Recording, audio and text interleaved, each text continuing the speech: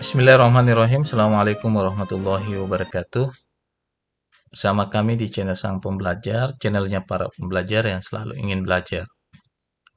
Video kali ini kembali saya akan membagikan satu template yang dapat dimanfaatkan untuk presentasi, khususnya bagi para pendidik, guru dan dosen, dan bagi yang membutuhkan template yang menarik ini ya. Untuk template ini silahkan di-download melalui deskripsi video dan silahkan ditonton video ini sampai selesai agar dapat memahami dan mempraktekkan secara langsung. Untuk passwordnya saya akan tampilkan di antara video ini ya. Oke, langsung saja.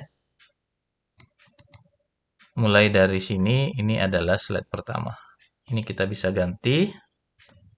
Ini saya hapus, kemudian saya mencari gambar yang lainnya. Misalkan saya mengambil logo ini, kemudian kita insert.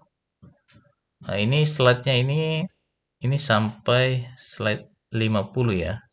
Jadi kita bisa menggunakan sesuai dengan kebutuhan kita, dan jika ada slide yang kita tidak butuhkan, kita bisa menghapusnya ya.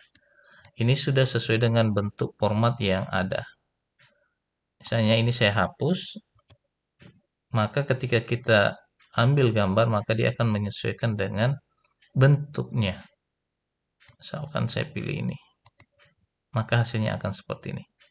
Ini banyak bentuk yang kita bisa gunakan, maka kita menggunakannya sesuai dengan kebutuhan kita.